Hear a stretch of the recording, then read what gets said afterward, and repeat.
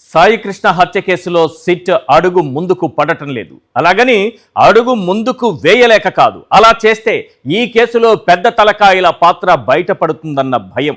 అందుకే సిట్ అడుగులు ముందుకు పడటం లేదు. అటు హెబియస్ కార్పస్ పిటిషన్తో పాటు సిబిఐతో ఎంక్వైరీ జరిపించాలన్న పిటిషన్పై విచారణను కూడా హైకోర్టు వచ్చే నెల 15కు వాయిదా వేసింది. ఇక ఈ హత్య కేసులో కీలకంగా మారిన ఆ ఇద్దరు హెడ్ కానిస్టేబుళ్లు అశోక్, నాని సూర్యారావుపేట ఏసీపీ ఆఫీస్లో లొంగిపోయారు. వీళ్ళిద్దరికీ ఫుల్ ట్రైనింగ్ ఇచ్చిన తరువాతే లొంగిపోమ్మని చెప్పారా? ఈ హత్యలో పాల్గొన్న ప్రైవేటు వ్యక్తి సిట్ విచారణలో ఏం చెప్పాడు? ఆ ఇద్దరు హెడ్ కానిస్టేబుళ్లతో పాటు ఈ ప్రైవేటు వ్యక్తి సురేష్ నోరు విప్పి నిజం చెప్పాలి. అప్పుడే ఈ కేసు ఓ కొలిక్కి వస్తుంది. సాయి కృష్ణను ప్రీ ప్లాన్డ్ గా మర్డర్ చేసిన, బూడిద కూడా దొరకకుండా మాయం చేసిన, సిఐ నాగరాజు 200 కోట్లకు పైగా అక్రమాస్తులు సంపాదించిన, అన్నింటికీ సాక్ష్యం ఆ ఇద్దరు కానిస్టేబుళ్లే. ఒకరి పేరు అశోక్, మరొకరి పేరు నాని. ఆ ఇద్దరు ఆ రోజు నుంచి ఎఫ్ఐఆర్ నమోదైనప్పటి నుంచి ఈ నెల 19వ తారీఖు నుంచి ఎస్కేప్. ఎక్కడికి వెళ్ళిపోయారో తెలియదు, అజ్ఞాతంలోకి వెళ్ళిపోయారు. వాళ్ళిద్దరు ఎలా పారిపోయారు? ఎవరు వారికి చెప్పారు? ఎందుకు పారిపోయారు? ఇప్పుడు వాళ్లే లొంగిపోయారంటున్నారు. లొంగిపోయిన వారిద్దరూ ఇచ్చేటటువంటి సమాచారంతో ఈ కేసు ముందుకు సాగుతుందా?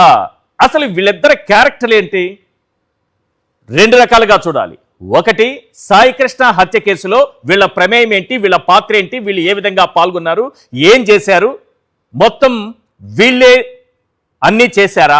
ఇలాంటి అనేక ప్రశ్నలతో పాటు వీళ్ళకి సంబంధించి వీళ్ళు ఎంత మంచివాళ్ళు అంటే కొన్ని విషయాలు చెప్పాలి వాళ్ళ గురించి. ఒకసారి స్క్రీన్ పైన చూపించండి సార్. వాళ్ళని మంచి విషయాలు ఉన్నాయి ఆ ఇద్దరు గురించి, ఇద్దరు హెడ్ కానిస్టేబుల్ గురించి.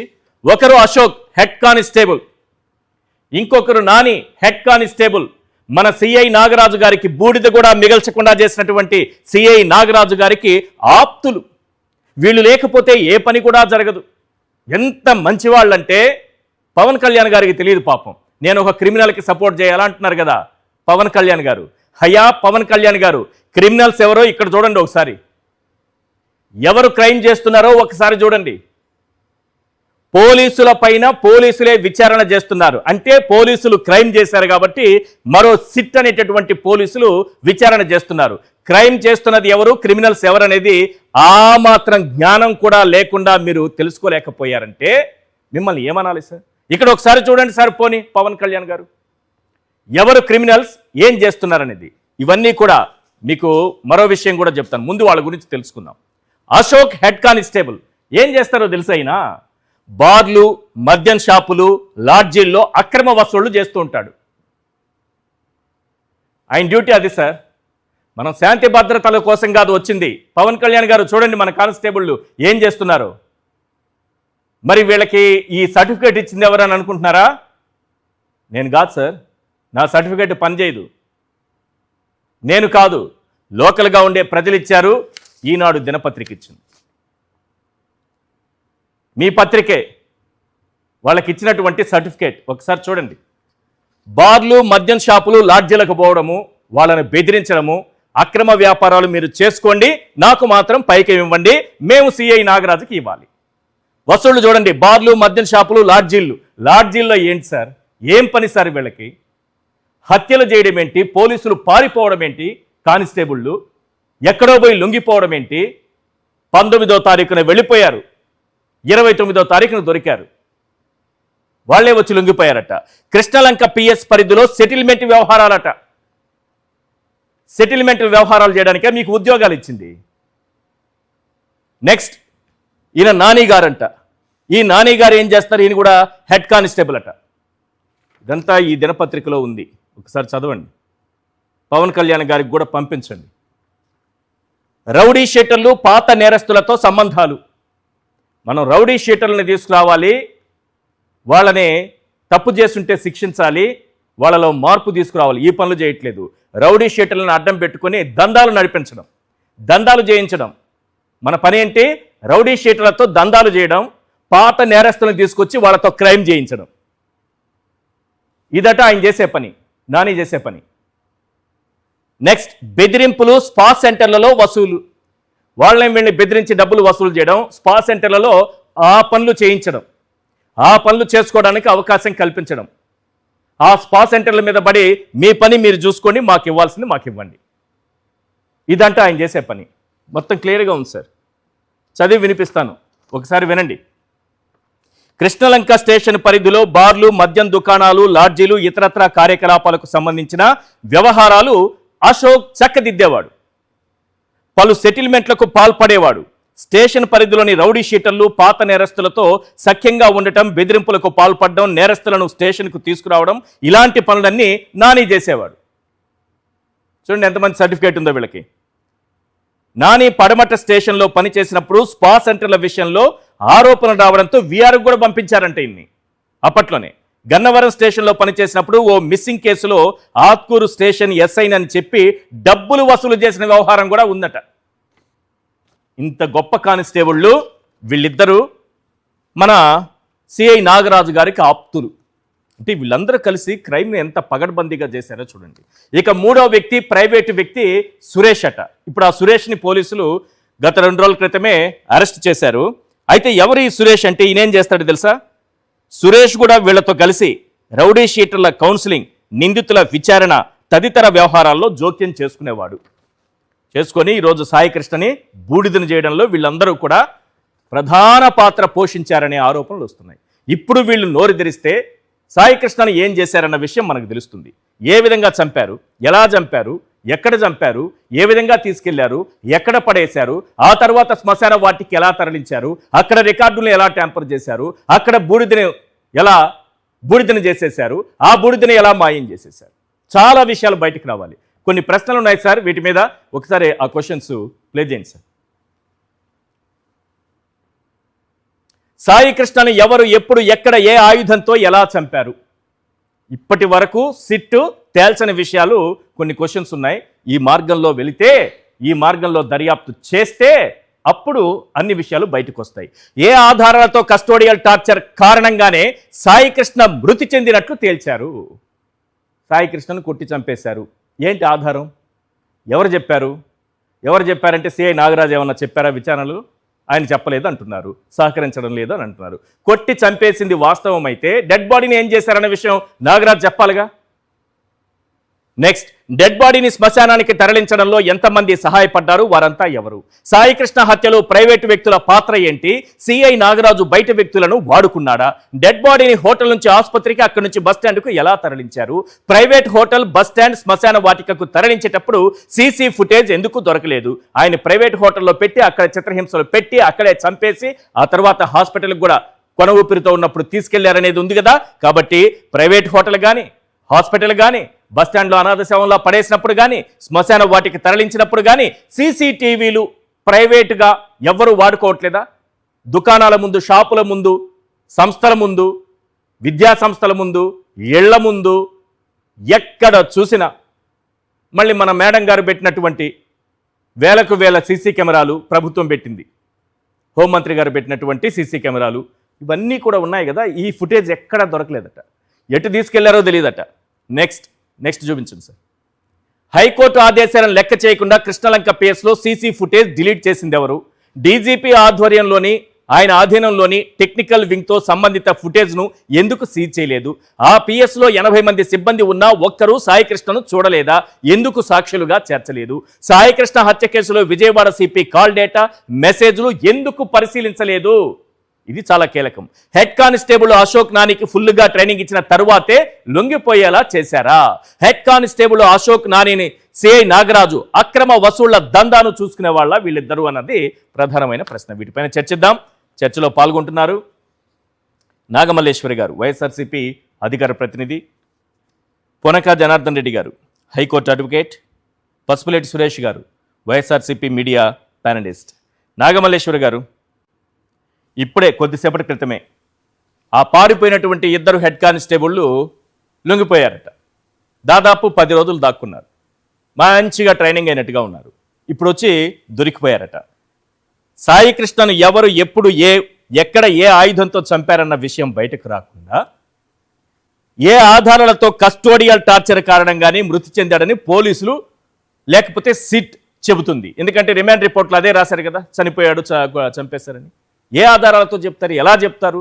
వీళ్ళేమో పారిపోయి ఇప్పుడు దొరికారు. అవును సార్. సార్ మీకు ప్రేక్షకులకి అదే విధంగా ప్యానల్ లో ఉన్నటువంటి పెద్దలకి కూడా గుడ్ ఈవినింగ్ సార్. అంటే ఇంకా అసలు ఆంధ్ర రాష్ట్రం బీహార్ ని తలపించే విధంగా ఇవాళ చూస్తున్నటువంటి సిచ్యువేషన్స్ ఉన్నాయి సార్.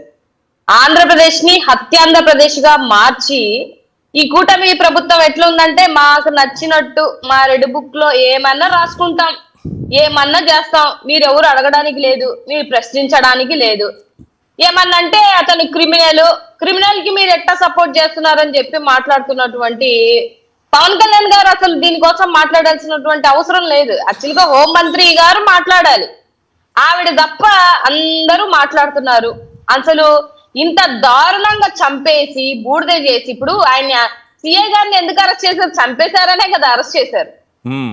ఆయన చంపేశారని అరెస్ట్ చేసిన తర్వాత ఇంకా మీరు క్లియర్ కట్ గా మీరు ఏ బేసిస్ లో ఇన్వెస్టిగేషన్ చేయాలనేది కూడా జనాలు చెప్పాలనా సార్ వాళ్ళకి?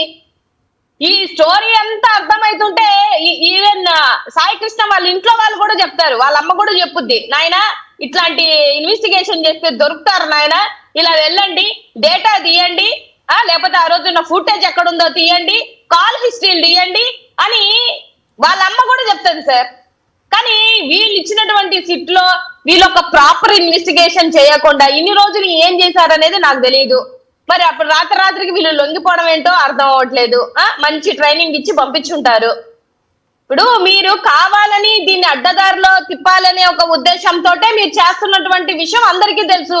ఇంకా కోర్టులను కూడా ఎంతవరకు మేనేజ్ చేస్తారో కూడా మనకు తెలియదు. అసలు ఇవాళ సాయి కృష్ణని కోర్టు ముందు నిల్చోబెట్టాలి కదా, ఎందుకు నిల్చోబెట్టలేకపోయారు? లేదు అనంటే అసలు డెడ్ బాడీ ఏది, దానికి సమాధానం చెప్పాలి కదా సార్. ఆ డెడ్ బాడీని ఏం చేశారు, ఎంత ఘోరాతి ఘోరంగా చంపేశారు, గోర్లు పీకేసి టార్చర్ పెట్టి పర్సనల్ పార్ట్స్ మీద హింసించి ఒక మనిషిని చంపేసింది కాకుండా మళ్ళీ నిసిగ్గుగా వచ్చి మీడియా ముందు మేము మాట్లాడతాం, మేము చేస్తాము అని అంటే ఎట్లయితుంది సార్? ఇవాళ పవన్ కళ్యాణ్ గారిని అడుగుతున్నాను, ఇది హత్య అని సిట్టు తన రిపోర్ట్లో రాసినప్పుడు హత్య జరిగిందనడానికి ఏ ఆధారాలతో చెప్పారన్న విషయం అందులో ఉండదు. హత్య జరిగిన తర్వాత ఏం చేశారన్నది ఉండదు.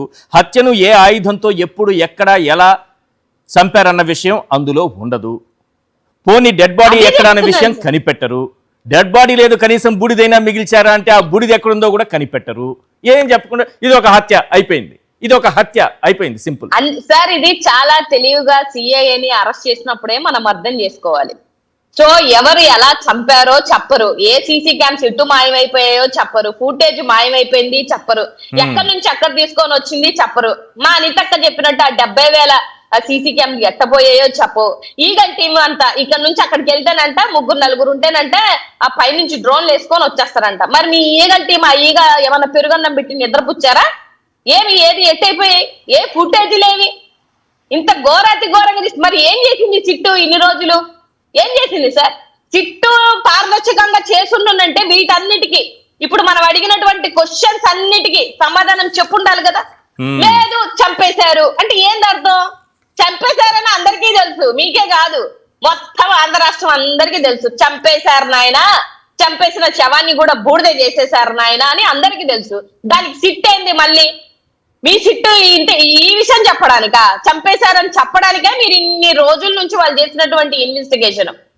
ఇవాళ పవన్ కళ్యాణ్ గారు కూడా నిసిగ్గుగా మాట్లాడుతున్నారు. ఏంటేదనంటే ఒక క్రిమినల్ కి ఎలా సపోర్ట్ చేయాలి అని అంటే 5 మంది అపార్చన చేసినటువంటి అరవ శ్రీధరుడు నీ దృష్టిలో అయితే పుణ్యాత్ముడు, చాలా పుణ్యాత్ముడు. కానీ ఈయన వచ్చినటువంటి సాయి కృష్ణ మాత్రం నీకు దుర్మార్గుడు, క్రిమినల్ అయిపోయా. ఒక దళిత మహిళని కొట్టినోడు మాత్రం సాయి కృష్ణకి అరవ శ్రీధర్కి పోలిక పెడుతున్నారు, మీరు కరెక్ట్ అనుకుంటున్నారా?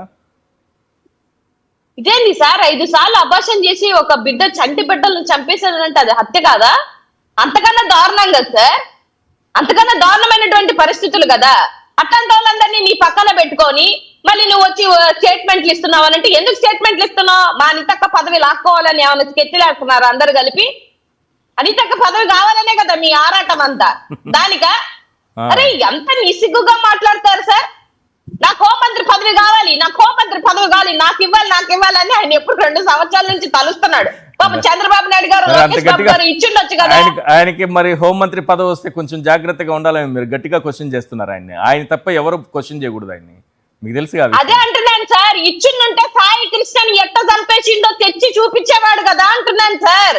అదే కదా ఇప్పుడు ఆయన అడుగుతున్నాడు.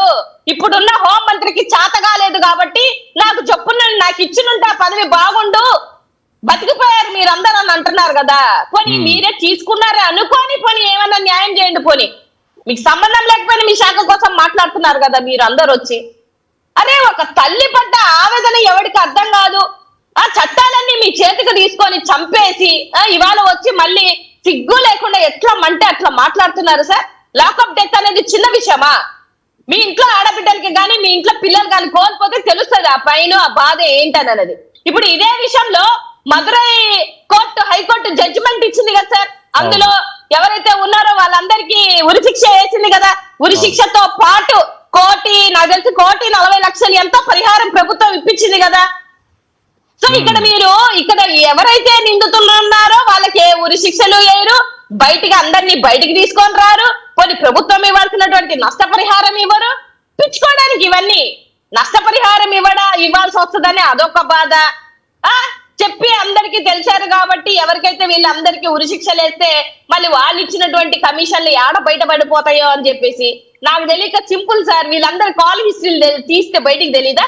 అదే చిన్న సామాన్య ప్రజడైతే వాడు చిన్న లూటి దొంగతనం చేస్తే అబ్బబ్బబ్బా వాడి కాల్ హిస్టరీలు, వాడు ఎవడెవడితో మాట్లాడాడు, ఏమేమి చేసేసాడు మొత్తం తీస్తారు కదా. అంటే సామాన్యుడికి పేదోడికి ఒక న్యాయమా, మీకు మాత్రం ఒక న్యాయమా? దొంగతనం కాదండి, సోషల్ మీడియాలో పోస్ట్ పెట్టినోడికి కూడా మొత్తం కాల్ డేటా తీస్తున్నారు. ఎవరు మాట్లాడారు, ఎవరు పెట్టించారు, ఎలా పెట్టించారు, నువ్వే పెట్టావా లాగేసుకుంటారు. కాదు సార్, చిన్న పోస్ట్ పెట్టినోడిది కాల్ హిస్టరీ తీసేస్తారు, వాడి ఫోన్ తీసుకుంటారు, వాళ్ళ ఇంట్లో వాళ్ళ ఫోన్లు తీసుకుంటారు, వాళ్ళ ఇంట్లో ఆడబిడ్డల ఫోన్లు కూడా తీసుకుంటారు. మరి ఏం వీళ్ళందరూ ఏం శుద్ధపూసలా? వీళ్ళందరివి కాల్ హిస్టరీలు ఎందుకు తీయలేకపోతున్నారు? ఏం ఎంక్వైరీ చేశారు? అంటే రాష్ట్రంలో ఉన్నటువంటి ప్రజలకి ఏం చెప్దామని అనుకుంటున్నారు? అంటే ఇంత చేతగాని ప్రభుత్వం ఇదొక నిదర్శనం. మీరు మీ ఆల్మోస్ట్ 2.5 సంవత్సరాలకు దగ్గర పడినటువంటి మీ కూటమి ప్రభుత్వం ఇలాగ లాకప్ డెత్తులు చేసుకుంటూ వెళ్ళిపోతూ ఉంటే ఎంతమందిని బలి తీసుకుంటారండి? బీహార్ కన్నా దారుణమైనటువంటి పరిస్థితులు ఇవాళ చూస్తున్నాం సార్ ఆంధ్ర రాష్ట్రంలో. ఎట్టి పరిస్థితుల్లో రాబో రోజులలో వీటన్నిటికీ సమాధానం చెప్పే ఒక రోజు వస్తుందని గుర్తుపెట్టుకోవాలి. రైట్ జనార్దన్ రెడ్డి గారు, ఆ ఇద్దరు కానిస్టేబుళ్ళు అశోక్ అండ్ నాని వాళ్ళిద్దరూ లొంగిపోవడం వల్ల కేసు ఒక కొలిక్కి వస్తుందని అనుకోవచ్చా? లేకపోతే ఇదంతా ఒక డ్రామాలో భాగంగా వాళ్ళు ఇన్ని రోజులు పారిపోవడం, ఈ సమయంలో లొంగిపోవడం, ఇవంతా ఈరోజు కోర్టులో కేసు ఉంది, హెబియస్ కార్పస్ ఈరోజు హైకోర్టులో ఉంది, అది వాయిదా పడింది.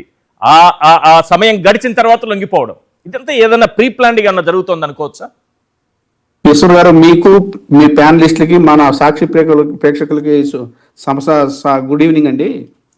ఈశ్వర్ గారు, ఈ కేసులో వీళ్ళు అరెస్ట్ చేసే వాళ్ళంతా కూడా సూత్రధారులు కాదండి, ఓన్లీ పాత్రధారులే అంతే. ఎందుకంటే దీన్ని ఒక మర్డర్, స్టేట్ మర్డర్ గా చెప్పేశారు. అంటే కస్టడీ డెత్ అంటే ఇట్స్ ఎ స్టేట్ మర్డర్, ప్రభుత్వం చేసిన ఒక హత్య. దీంట్లో మోటివ్ అనేది ఇంతవరకు ఎక్కడా కూడా చెప్పట్లేదు. ఒక మర్డర్ చేయాలంటే ఒక మోటివ్ ఉంటది, ఆ మోటివ్ ఉన్నప్పుడే మర్డర్ కేసు రుజువు అవ్వద్దు కూడా. అదే విధంగా ఈ కేసులో 103 Clause 1 BNS అంటే అప్పటి 302 సెక్షన్ అనమాట. పాత ఐపీసీలో 302 సెక్షన్ అంటే మర్డర్ కేసు కట్టారు. మర్డర్ కేసు కట్టినప్పుడు ఎలాంటి ఆధారాలు లేవు, ఎలాంటి బాడీ కానీ దానికి సంబంధించినటువంటి వాంగ్మూలాలు కానీ ఏమీ కూడా ఎక్కడ బాడీని స్టెయిన్స్ కానీ సైంటిఫిక్ రిపోర్ట్ కానీ ఎక్కడ లేదు. అన్ని సీసీ కెమెరాలు మాయం. అర్థమైందండి? ఎక్కడ కూడా ఏ సీసీ కెమెరా పనిచేయదు వాళ్ళకి, ఏ డిఎన్ఏ టెస్ట్ చేయరు, బూడిద కూడా లేదు, బాడీ కూడా లేదు. అది ఒక విధమైనటువంటి స్టేట్ హత్యని స్టేటే దాన్ని మాయం చేసే విధంగా దానికి ఒక కథ అల్లుతూ వస్తుంది. ఇప్పుడు ముఖ్యంగా చెప్పాలంటే ఎవరైతే లొంగిపోతున్నారో వాళ్ళు కేవలం పాత్రదారులే, సూత్రధారులు కాదు. ఎందుకంటే నేను ఖచ్చితంగా ఎందుకు ఘంటాపదంగా చెప్తున్నానంటే రాత్రి జరిగిన ఒక పరిణామం చెప్తున్నానండి. నేను సొంతంగా ఆ అడ్వకేట్ తో ఎవరైతే హెబియస్ కార్పస్ పిటిషన్ వేశారో ఆయనతో మాట్లాడాను. నేను ఆ అడ్వకేట్ తో మాట్లాడాను. తమ్ముడు నేనే మాట్లాడాను. ఆదిత్య గారు కేవి ఆదిత్య గారితో మాట్లాడాను. ఆయన ఏమన్నా అంటే, అన్న రాత్రి వచ్చేసి నా దగ్గర ఫైళ్ళన్నీ తీసేసుకొని వెళ్ళిపోయారు, వాళ్ళ వాళ్ళ ఇంట్లో వాళ్ళ కుటుంబ సభ్యులు ప్లస్ బయట పోలీసులు ఉన్నారు. పోలీసులు కారులో తీసుకొచ్చి వాళ్ళ దగ్గర నుంచి నన్ను అడిగితే నేను బంగారం ఇచ్చేస్తాను, దీంట్లో ఏముంది నాకు, నేను ఎన్ఓసి కూడా ఇచ్చేస్తానని చెప్పి నేను మొత్తం ఇచ్చేసాను, వాళ్ళు తీసుకెళ్లిపోయారన్న అన్నారు. ఈ రోజు మార్నింగ్ ఏం జరిగింది, తీసుకెళ్లిపోయారు, ఫైల్ అన్ని తీసుకెళ్లిపోయారు. ఈ రోజు హెబియస్ కార్పస్ ఉంది హైకోర్టులో, అంటే వాయిదా పడచ్చు. అవునండి, తీసుకోపోవడం వెనక ఆంతర్యం ఏమై ఉండొచ్చు సార్? అదే చెప్తున్నాను. ఎందుకంటే అన్ని ఫైళ్లు తీసుకెళ్లిపోయారు. తీసుకెళ్లిపోయి వేరే వాళ్ళకి అనుకూలమైన ఒక అడ్వకేట్, పేరు చెప్పడం బాగుండదు, మా మిత్రులు కాబట్టి నేను పేరు చెప్పడం బాగుండదు, అడ్వకేట్ తో ఒక వకాలత్ వేయించేశారు. ఇవాళ వేసి కోర్టు 10:30 స్టార్ట్ కాగానే వచ్చేసి బెంచ్ దగ్గరికి వచ్చేసి మెన్షన్ చేశారు, మాకు వాయిదా ఇవ్వండి అని. అప్పుడు జడ్జి గారు అన్నారు, వాయిదా మీకు ఇప్పుడు ఆ రోజు బాడీ కానీ మనిషిని కానీ తీసుకొస్తాం 29 లోపలనే ఒప్పుకున్నటువంటి ఆర్డర్ ఉంది. మరి వాళ్ళు వచ్చి చెప్తారులేండి, మీకెందుకు తొందర, కోర్టు పోలీసు చూసుకుంటది, మీకెందుకు, అది కేసు వచ్చినప్పుడు చూద్దామని చెప్పి 22వ నంబర్ కేసు అది ఇవాళ లిస్ట్ లో. కానీ అది దురదృష్టవశాత్తు అది రీచ్ కాలేదన్నమాట. రీచ్ కాకపోతే డేట్ కూడా ఇంకా అది రేపటికైతే లేదు, రేపు లిస్ట్ కూడా వచ్చేసింది, రేపటికైతే లేదు. అందరు జనాలు రేపు జూలై 15కి పడింది అని అంటున్నారు. అవును. కాబట్టి దీంట్లో ఏంటంటే కేసుని ఈ హెబియస్ కార్పస్ ను కూడా నీరుగార్చే విధంగా అదే తల్లి ఎవరైతే సాయి కృష్ణ గారి తల్లి ఉందో ఆమె ఎంతో బాధతో నాకు సిబిఐ ఎంక్వైరీ అయ్యండి, ఈ స్టేట్ మీద ఈ స్టేట్ వేసుకుంటే ఎట్లాగా విచారణ అది చక్కగా జరగట్లేదు, నాకు న్యాయం చేయండి అని చెప్పి ఆమె ఒక పిటిషన్, అనుబంధ పిటిషన్ అంటారు దాన్ని, అయ్యే వేసింది ఇదే హెబియస్ కార్పస్ లో పాత అడ్వకేట్ ద్వారా. ఇప్పుడు ఏం జరిగిందో, ఎంత ఒత్తిడి తీసుకొస్తున్నారో ఆ మీద కుటుంబం మీద అయితే అర్థం కావట్లేదు. కానీ ఈ ఒత్తిడి లేకపోతే ఇవన్నీ ఎందుకు జరుగుతాయి? ఈ ఫైల్ తీసుకెళ్లిపోవడం కానీ, వేరే అనుకూలమైన వాళ్ళకి అనుకూలమైన అడ్వకేట్ ని, స్టేట్ కి అనుకూలమైన అడ్వకేట్ ని పెట్టుకోవడం కానీ, ఇవన్నీ ఎందుకు జరుగుతున్నాయి? సో ఖచ్చితంగా ఇది సక్రమ పద్ధతిలో జరగట్లేదు. ఇది అసలు ఒక అటవిక చర్య అండి. స్టేట్ ఒక మర్డర్ చేయడం అంటే ఏంటి? ఈరోజు ఎవరు దీన్ని హర్షిస్తారు? ఎక్కడ ప్రపంచంలో ఇలాంటి హత్య నేను ఇంతవరకు ఈ 30 ఏళ్ల చరిత్రలో నేను ఎక్కడ చదవలేదండి. హత్య ఒక కోణము, హత్య తరువాత జరిగింది మరో కోణం. కస్టడీ బాడీలు ఉంటాయి. జనరల్ గా కస్టడీ డెత్ లో ఏం చేస్తారంటే మెజిస్ట్రియల్ విచారణ చేస్తారు. అంటే ఎవరు చంపారు, ఎట్లా జరిగారు, బాడీ ఉంటది కాబట్టి జరుగుతారు. దీంట్లో బూడిది కూడా లేదు. విషయం ఏంటంటే బూడిది కూడా లేదు. ఎంత పాచికమైన చర్య స్టేట్ చేసింది అనేది, అసలు నీతి నిజాయితీ అనేది స్టేట్ గవర్నమెంట్ ఉంటే ఖచ్చితంగా సిబిఐకి ఇచ్చేయాలి. దీంట్లో సూత్రధారులు వేరే ఉండకపోతే ఎందుకు భయం? ఇచ్చేయండి. సిబిఐ ఎంక్వైరీ స్ట్రైట్ అవే ఇష్యూ జీవో, ఒక జీవో ఇచ్చేయండి. అది కదా స్టేట్ గవర్నమెంట్ చేయాల్సింది. వాళ్ళని పాపం ఆ పేదవాళ్ళని పట్టుకొని వాళ్ళని బెదిరించి భయపెట్టి ఏం చేస్తారండి? మీరు చెప్పండి, ఒక లాయర్ గా మీకు అనుభవం ఉంది కదా, ఒక అడ్వకేట్ గా బాగా అనుభవం ఉన్న వ్యక్తిగా చెప్పండి, హెబియస్ కార్పస్ అంటే ఎందుకు అంత భయపడుతున్నారు? ఆ పిటిషన్ హైకోర్టు విచారణకు వస్తే పోలీసులు ఎందుకు దీన్ని ఏదో ఒక రకంగా నీరు గార్చాలని చూస్తున్నారు? ఏంటి దానికి ఎందుకు అంత భయపడుతున్నారు? ఏంటి ఆ పిటిషన్కి అంత ఇది ఉందా? హెబియస్ కార్పస్ స్కోప్ చాలా ఎక్కువ అండి. ఎందుకంటే వాళ్ళు కమిట్మెంట్ ఒక తప్పుడు అఫిడవిట్ ఇచ్చారు హైకోర్టులో. మేము దీన్ని 29 లోపల మేము అతన్ని సజీవంగా కానీ చనిపోయినా కానీ బాడీ అయినా ప్రొడ్యూస్ చేస్తామని ఒక హామీ ఇచ్చారు హైకోర్టుకి. ఇవాళ 29వ తారీఖు, దానికి ముందే 19వ తారీఖే అది చనిపోయినట్టుగా వాళ్లే పాత 302 IPC లేదా 103 క్లాస్ 1 ఆఫ్ ది బిఎన్ఎస్ కట్టడంలోనే సో మేము చంపేశాము అనేది ఒప్పుకున్నారు.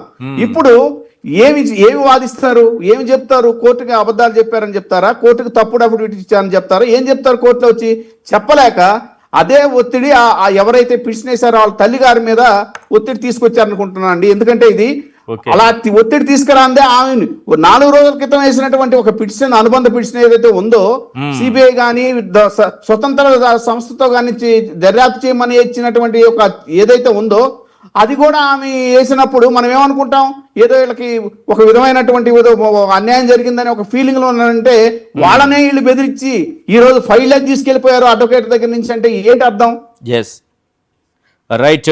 సురేష్ గారు, పోలీస్ స్టేషన్లోని 7 దృశ్యాలు 4 హార్డ్ డిస్క్లో రికార్డ్ అయ్యాయి. ఒక్కో హార్డ్ డిస్క్లో 8 TBల చొప్పున విజువల్స్, ఒక్కొక్క దాంట్లో 8 TBలు ఉంది. అట్లాంటివి 4 అంటే 32 TBల డేటా మొత్తం కూడా డిలీట్ కొట్టేశారు.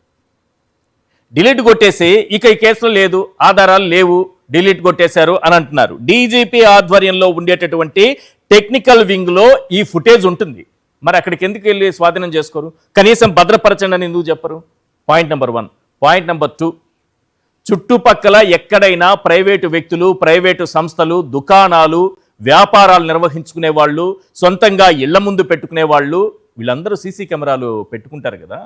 మనం ఎందుకు పోలీస్ స్టేషన్ చుట్టుపక్కల ఉన్నటువంటి ఇళ్ల దగ్గరికి వెళ్ళి లేదా వ్యాపార సంస్థల దగ్గరికి వెళ్ళి ఈ ఫుటేజ్ని ఇలాగే భద్రపరచాలి లేదా మీ ఫుటేజ్ మాకు ఇవ్వాలి అని ఎందుకు ఎంక్వైరీ చేయరు, ఎందుకు తీసుకోరు? ఈశ్వర్ గారు, ముందుగా మీకు మరి ప్యానెల్లోని సభ్యులకు నా నమస్కారాలు.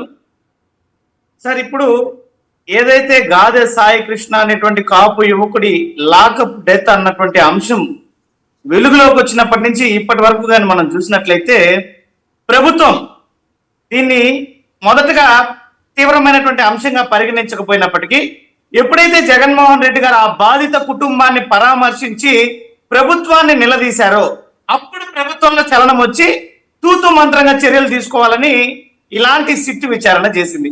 సార్, వాస్తవానికి దేశంలో ఇలాంటి లాకప్ డెత్ ఘటనలు కానీ జరిగితే మానవ హక్కుల కమిషన్ ప్రకారం మార్గదర్శకాలు ఉన్నాయి. ఎలాంటి విచారణ చేపట్టాలన్న దానిపైన కూడా నేషనల్ హ్యూమన్ రైట్ కమిషన్ అన్న దానిపైన మనకి ఒక నిబంధనలు ఉన్నాయి. మ్యాజిస్ట్రేట్ కానీ లేదా జ్యుడిషియల్ ఎంక్వైరీ జరగాల్సినటువంటి విధంగా మానవ హక్కుల కమిషన్ దగ్గర నిబంధనలు ఉన్నాయి. మరి ప్రభుత్వం ఎందుకు ఈ రకమైనటువంటి నిబంధనల్ని పాటించలేదు? మొదటిది. రెండవది, అదే మానవ హక్కుల కమిషన్ నిబంధనల ప్రకారం సాక్ష్యాలన్నింటినీ కూడా చాలా జాగ్రత్తగా భద్రపరచాల్సినటువంటి అవసరము, సాక్ష్యాలను సేకరించాల్సినటువంటి అవసరం కూడా హ్యూమన్ రైట్ కమిషన్ ఆదేశాలు, మార్గదర్శకాల ప్రకారం ఉన్నవి. కానీ ప్రభుత్వం కానీ మీరు మొదటి నుంచి చూస్తే దాదాపు 40 రోజులుగా ఏమీ కూడా చర్యలు తీసుకోకుండా ఎప్పుడైతే జగన్మోహన్ రెడ్డి గారు ఈ అంశంని తీవ్రతరంగా ప్రభుత్వాన్ని నిలదీశారో అప్పుడు ఒక తూతు మంత్రంగా వేశారు. మళ్ళీ అరెస్టుకు కూడా మీరు గమనించినట్లయితే జగన్మోహన్ రెడ్డి గారు ప్రశ్నిస్తే ఏమి ఇంతవరకు కూడా మీరు సదరు నాగరాజుని అరెస్టు చేయలేదు అనేటువంటి ప్రశ్న చేస్తే మరుసటి రోజు అరెస్టు చేస్తారు. అంటే అప్పటి వరకు నాగరాజుకు వెసులుబాటు ఇచ్చింది ప్రభుత్వం. మరుసటి రోజు కాదు, 5 రోజులు జగన్మోహన్ రెడ్డి గారు ప్రశ్నించినటువంటి తర్వాత ఎఫ్ఐఆర్ నమోదు చేశారు, ఎంక్వైరీ కమిషన్ వేశారు, ఎఫ్ఐఆర్ నమోదు చేశారు. నమోదు చేసినా సరే అరెస్ట్ చేయలేదు. 5 రోజులు టైం ఇచ్చారు సిఐ గారికి. అవును, అరెస్టు చేయలేదు అనేటువంటి ప్రశ్నను కూడా జగన్మోహన్ రెడ్డి గారు లేవనెత్తాకే మళ్ళీ దానిని సీరియస్ గా తీసుకున్నటువంటి పరిస్థితి.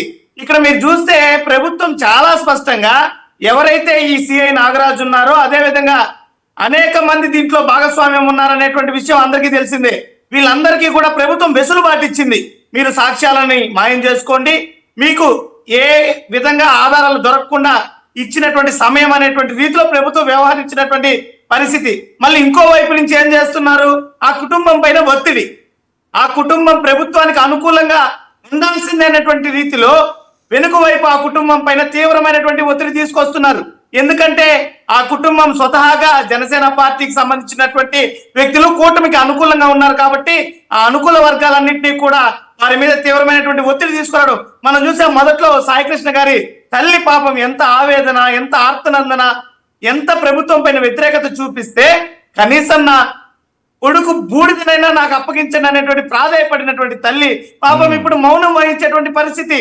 ఇలాంటి దుస్థితి తీసుకొచ్చారంటే ఇందాకే జనార్దన్ రెడ్డి గారు చెప్పారు, ఎవరైతే హెబియస్ కార్పస్ పిటిషన్ వేశారో ఆ యొక్క న్యాయవాది దగ్గర నుంచి కూడా కేసుకు సంబంధించిన ఫైళ్ళన్నింటినీ కూడా పోలీసులు ఆ కుటుంబ సభ్యులు తీసుకొచ్చి వెనక్కి తీసుకున్నారంటే దీంట్లో మతలబ్ ఏంటి? ప్రభుత్వము ఈ కేసులని వాస్తవాలను వెలికి తీయడానికన్నా ఈ కేసుని నీరుగార్చడానికి ప్రయత్నాలు ఎక్కువ చేస్తుంది. సార్, ఇందాక ఇప్పుడు మీరు చెప్పారు సీసీటీవీ ఫుటేజ్ వ్యవహారం. డీజీపీ కార్యాలయంలో క్లౌడ్ స్టోరేజ్ ఉంటుంది. అవును, మరి ఆ క్లౌడ్ స్టోరేజ్ ఎందుకు ఇంతవరకు సిఫ్ట్ సీజ్ చేయలేదు? స్టేషన్ సమీప పరిసరాలు, ఆ సాయికృష్ణని తీసుకొచ్చినటువంటి మార్కాపురం సమీప పరిసరాలు, ఆ యొక్క విజయవాడ సమీపంలో ఏ రోడ్డులో నుంచి ఎక్కడ తీసుకొచ్చారు, ఈ వివరాలు ఇవన్నీ కూడా ఎందుకు సిట్టు సీరియస్ గా తీసుకొని వాటిని భద్రపరచడం లేదు? అంటే మానవ హక్కుల కమిషన్ ని కూడా వీళ్ళు విస్మరిస్తున్నారు, ఆ నియమ నిబంధనలు పాటించడం లేదు. సరే, ఇక్కడ చంద్రబాబు నాయుడు గారు కనీసం కాల్ డేటా వరకు వెళ్ళారా? ఎవరు ఫోన్ నెంబర్లు పట్టుకున్నా వాళ్ళు ఈజీ కాల్ డేటా వాళ్ళ చేతికి వస్తుంది కదా. నేను అదే దగ్గర నుంచి ఇక్కడ చంద్రబాబు నాయుడు గారు చాలా స్పష్టంగా ప్రజల్లో వచ్చినటువంటి వ్యతిరేకతని డైవర్షన్ చేయడానికి మాత్రమే సిట్ అనేటువంటి కమిషన్ ఏర్పాటు చేశారు. సిట్ కమిటీ ద్వారా మీరు పోలీసుల పైన ఏ రకమైనటువంటి విచారణ చేస్తారు? పోలీసులు ఎక్కడైనా పోలీసులు దొంగతనం చేశారని నిరూపిస్తారా? ఇక్కడ చాలా స్పష్టంగా హ్యూమన్ రైట్ కమిషన్ నిబంధనలను ఎందుకు చంద్రబాబు నాయుడు గారి ప్రభుత్వం పాటించడం లేదనేది మీరు అర్థం చేసుకోవాలి. కేవలం ప్రజల నుంచి వచ్చినటువంటి వ్యతిరేకతని, ప్రభుత్వం మీద వచ్చినటువంటి వ్యతిరేకతని ఏ రకంగా చంద్రబాబు నాయుడు గారి హయాంలో వ్యవస్థలన్నీ కూడా నిర్వీర్యమైపోతున్నటువంటి అంశాన్ని డైవర్ట్ చేయడానికి మాత్రమే ఈ యొక్క సిట్ కమిషన్ ఏర్పాటు చేసి, సిట్ కమిటీ ఏర్పాటు చేసి కేవలం తూతు మంత్రంగా సరే ఇప్పుడు నాగరాజు గారి మీద ఎఫ్ఐఆర్ చేశారు. ఎటువంటి ఆధారాలు సేకరించకముందే మర్డర్ అని వీళ్ళని నిర్ధారించారు. పోనీ ఆ మర్డర్ ఏ రకంగా జరిగింది, ఎప్పుడు జరిగింది, దీంట్లో ఎవరు పాత్రధారులు అన్నటువంటి వివరణ ఏమైనా ఇచ్చిందా? లేదు. మరి దీంట్లో చాలా మంది ప్రమేయం. ఎవరైతే ఈ constable Ashok, Nani, task force అధికారులు ఏమంటే హ్యాండ్ ఓవర్ చేశామని చెప్తున్నారు. హ్యాండ్ ఓవర్ చేసినటువంటి రికార్డులను ఇంతవరకు ఎందుకు బహిర్గతం చేయలేదు? అంటే దీని వెనక చాలా మంది పాత్ర ఉంది కాబట్టి వీళ్ళందరినీ కాపాడడానికే ప్రభుత్వం ప్రయత్నిస్తుంది తప్ప ఎక్కడ కూడా పారదర్శకత లేదు. ఇంకొక అంశాన్ని చూస్తే కనుక మీరు కేవలం నాగరాజు గారినే ఈ ప్రభుత్వం చూపిస్తుంది. మరి కానిస్టేబుల్ గాని, టాస్క్ ఫోర్స్ అధికారులు గాని ఏ ఘటన మీద తీసుకొచ్చారనేటువంటి ప్రభుత్వ పెద్దలు గాని వీళ్ళందరినీ కూడా ఎందుకు కేసులో ఇంప్లీట్ చేయలేదు? దానికి తగినటువంటి సెక్షన్లను ఎందుకు నమోదు చేయడం లేదు? రైట్. చాలా స్పష్టంగా ప్రభుత్వం పకడ్బందీగా దీన్ని నిర్వీర్యం చేసేదానికి ప్రయత్నిస్తుంది. నాగమల్లేశ్వర్ గారు, సిబిఐ ఎంక్వైరీ జగన్మోహన్ రెడ్డి గారు అన్న అదే మాట వినిపిస్తుంది. లేకపోతే సాయి కృష్ణ తల్లి గారు పిటిషన్ వేశారు, అదే వినిపిస్తుంది. ఎందుకు సిబిఐ ఎంక్వైరీ? నెంబర్ 1, ఒకటి సిట్ విచారణ నమ్మకం లేదా? నెంబర్ 2, పవన్ కళ్యాణ్ లాంటి ఒక ఉప ముఖ్యమంత్రి రాష్ట్రంలో ఉన్నప్పుడు తాట తీస్తా, ఏది నేరస్తులకి, గూండాలకి, రౌడీలకి వార్నింగ్ ఇస్తుంటారు కదా, తాట తీస్తా, తోలు తీస్తా, కండరాలు గోస్తా, చేతిగోళ్ళు బీకేస్తా, కనుగుడ్లు బీకేస్తా, చేతిరాతలు జరిపేస్తా, ఎముకలు విరగ్గొడతా, నరాలు లాగేస్తా, ఈ వార్నింగ్లు ఇస్తున్నారు కదా ఆయన. ఇంత భయం ఎవరికి లేదా? మరి సిట్ వాళ్ళు కూడా అంతే జాగ్రత్తగా చేయాలి కదా. మరి సిబిఐ వరకు మనకెందుకు? అంటే సార్ ఇవాళ ఈ సిట్టు అంతా చంద్రబాబు నాయుడు గారి సిట్టే ఇది. ఈ సిట్టుకి పెద్ద దీని న్యాయం జరుగుతుందని ఎవరు నమ్మే ప్రసక్తిలో లేరు. అందుకని వాళ్ళ అమ్మగారు ఏమంటున్నారంటే సిబిఐకి ఇచ్చేయండి బాబు అని అడుగుతున్నారు. అలా పవన్ కళ్యాణ్ గారు తాట తీస్తా, తోలు తీస్తా, నరాలు తీస్తా, మీరన్నట్టుగానే గోళ్ళు బీకిస్తా, చేతి వేలు తీసేస్తా అని ఇన్ని మాటలు మాట్లాడతారు.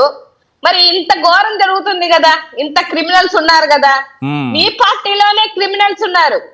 దగ్గరగా 80% క్రిమినల్స్ ఉన్నారు. వాళ్ళ తాట తీయొచ్చుగా, వాళ్ళ చేతి వేలు తీసేయొచ్చుగా.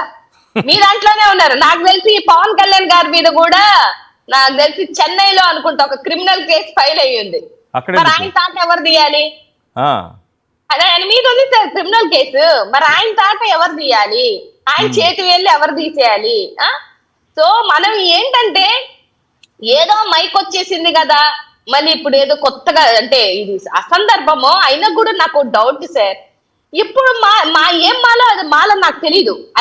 అది టీడీపీకి కష్టం వచ్చినప్పుడు, ఈ కూటమి ప్రభుత్వం కిందికి వెళ్ళిపోతున్నప్పుడు, చుట్టుపక్కల వీరు అన్యాయాలు ఘోరాలు చేసినప్పుడు సడన్ గా ఒక మాల వస్తుంది. అది చెప్పులు వేసుకునే మాల. అది ఏం మాల అనేది నాకు అర్థం కాదు, ఇప్పటికీ అర్థం అవ్వలేని క్వశ్చన్. నేను ఈ 2 సంవత్సరాల నుంచి చాలా మాలలు చూసిన. అయ్యప్ప మాల చూసిన, శివమాల చూసిన, సాయిబాబా మాల చూసిన, ఎన్నో మాలలు చూసినా కానీ ఇట్లా చెప్పులు వేసుకొని తిరిగే మాల ఇది అంటే పాపం చంద్రబాబు నాయుడు గారిని కాపాడేటువంటి మాల అనుకుంటాను. అది గమనించారు లేదో, జగన్మోహన్ రెడ్డి గారు పులివెందులలో దేవాలయంకి వెళ్ళారు. చంద్రబాబు నాయుడు గారు వణికిపోయి దేవాలయాల చుట్టూ తిరుగుతున్నారని చంద్రబాబు నాయుడు గారు అంటారు. వెంటనే వేషం వేసుకొని ఈయన వచ్చేస్తారు.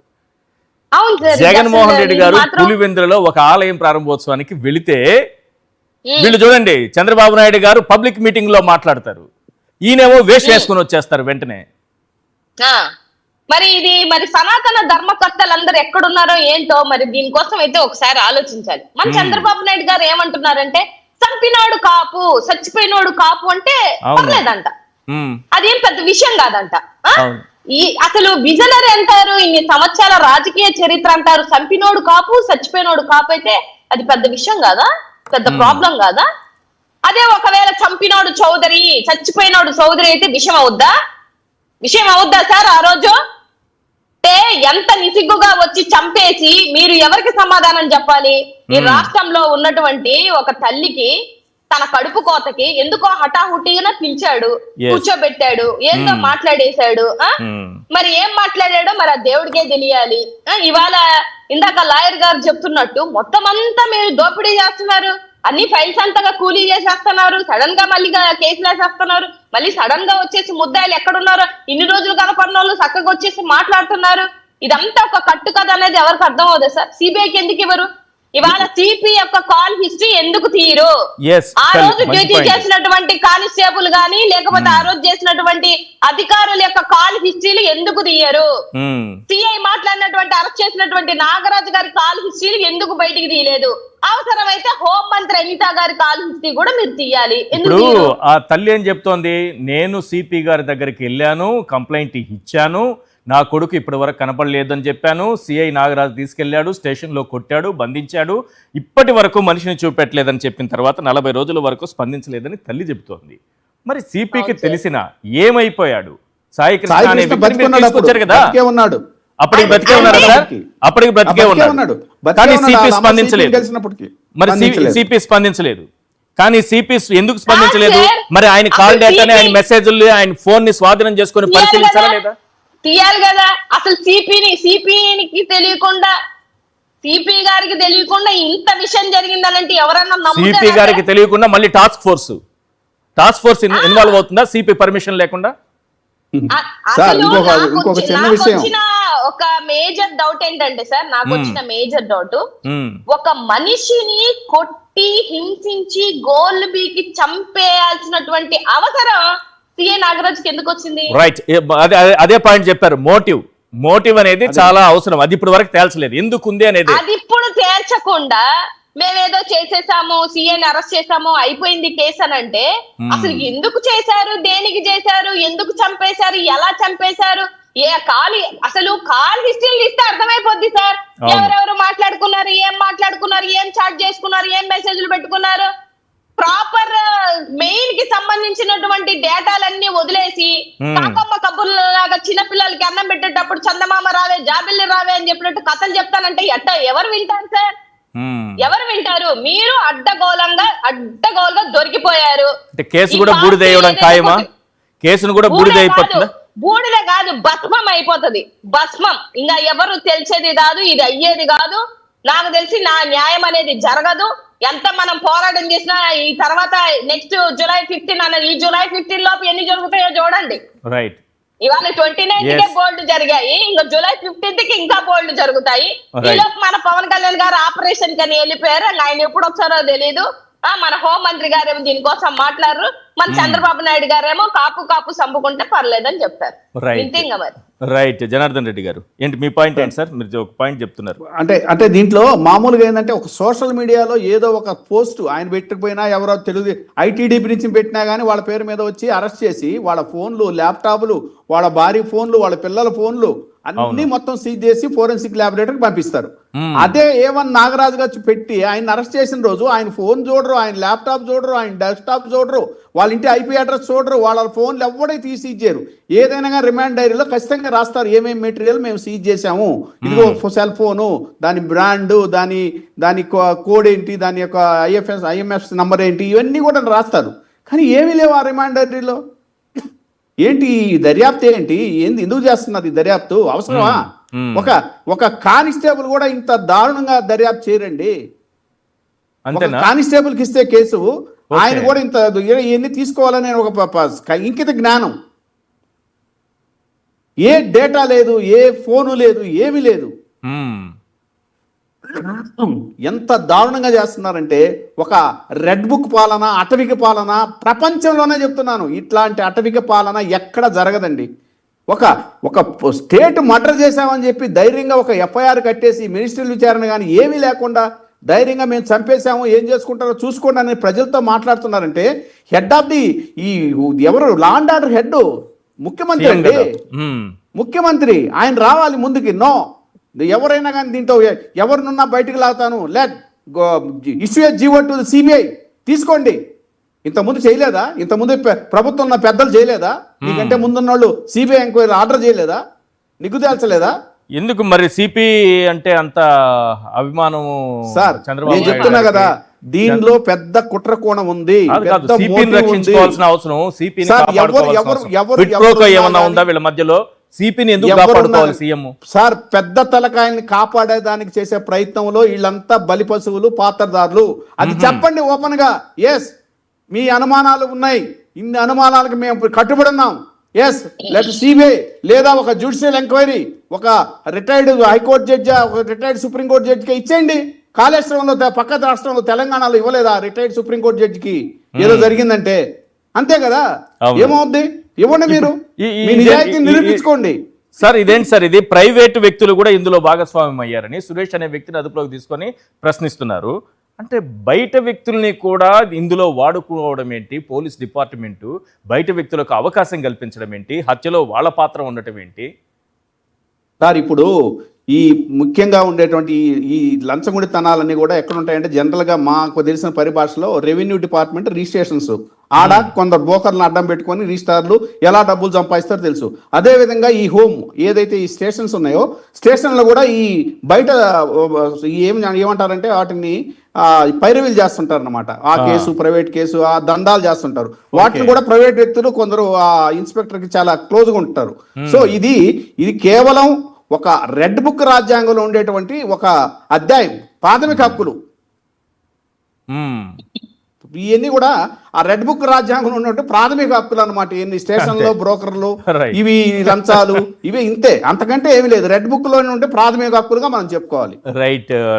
సురేష్ గారు, అసలు గట్టిగా నిలబడుతోంది మీ పార్టీ వైఎస్ఆర్సీపీ, ఆ కుటుంబానికి న్యాయం జరగాలి అది ఇదని. ఒక కాపు సిఐ ఒక కాపు యువకుడిని చంపేస్తే, అంటే ముఖ్యమంత్రి గారు చెప్పారు, మీరెందుకు, మీ పార్టీ ఎందుకు, వాళ్ళు కొట్టుకొని చచ్చిపోతారు, లేకపోతే అధికారం చేతిలో ఉంది కానీ ఆయన చంపేస్తారు, మీరెందుకు క్వశ్చన్ చేస్తున్నారు? చంద్రబాబు నాయుడు గారు చెప్తున్నారు, ఎవరు అడగండి, ఒక కాపు సిఐ ఒక కాపు యువకుడిని చంపేశాడు, ఏమైంది అంటున్నారు. సార్, ముందుగా ఎవరు అడగండి అంటున్నటువంటి చంద్రబాబు నాయుడు గారే దీని మొత్తానికి బాధ్యులు. ఎందుకంటే రాష్ట్రంలో శాంతి భద్రతలు అనేటువంటి అంశం ఎవరి చేతిలో ఉంది? రాష్ట్ర ముఖ్యమంత్రి చంద్రబాబు నాయుడు గారి చేతిలో ఉంది.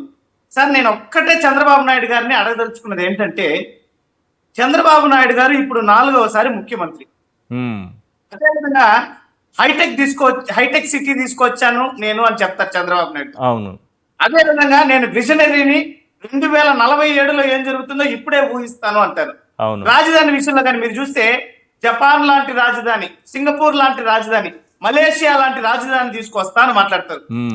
ఒక్క లాకప్ డెత్ జరిగితే దాని కారణాలు ఏంటి, ఎందుకు చంపారు, ఎలా చనిపోయాడు అన్నటువంటి విషయాలను ఇదే 4వసారి ముఖ్యమంత్రిగా చేస్తున్నటువంటి చంద్రబాబు నాయుడు గారి ప్రభుత్వం ఇంతవరకు కనిపెట్టలేకపోతాం సార్. అదొకటి, డ్రోన్ల ద్వారా మందులు పంపిస్తారంటే ఇంటింటికి, డ్రోన్లు పెట్టి అక్కడ లాకప్ లో మర్డర్ జరుగుతూ ఉంటే డ్రోన్లన్నీ నిద్రపోతున్నాయేమో చంద్రబాబు నాయుడు గారు. నేను ఒకటే, డ్రోన్ల సంగతి దేవుడు అడుగు సార్, 108 రావడం లేదు. డ్రోన్ల తర్వాత ఇది మనిషి చనిపోతుంటే సకాలంలో 108 రావడం లేదు. ఈరోజు చంద్రబాబు నాయుడు గారు ఎంత బాధ్యత రాహిత్యంగా పనిచేస్తున్నారన్న దానికి ఈ లాకప్ డెత్ అంశం ఎంత చాలా సీరియస్. టెక్నాలజీని వాడి ఆపేశారేమో 108ని. మరి అదే, ఇప్పుడు టెక్నాలజీని తీసుకొచ్చేటువంటి ముఖ్యమంత్రి, విజనరీ ముఖ్యమంత్రి, జపాన్, సింగపూర్, మలేషియా ఇలాంటి రాజధానిని కట్టేటువంటి ముఖ్యమంత్రి ఒక్క లాకప్ డెత్ అంశాన్ని పరిష్కరించలేకపోతారా సార్? కరెక్టే, బాగా చెప్పారు. ఇందులో మతలం ఏంటి? మరోవైపు పవన్ కళ్యాణ్ గారి గురించి ఒక మాట సార్, ఆయన కన్క్లూడ్ చేస్తాను. ఆయన ఒక మాట పదే పదే మాట్లాడుతున్నాడు, నేరస్తుడిని వెనకేసుకొస్తున్నారు, ఒక అమ్మాయిని ఈ రకంగా మోసం చేశాడు, పోక్సో కేసు ఉంది.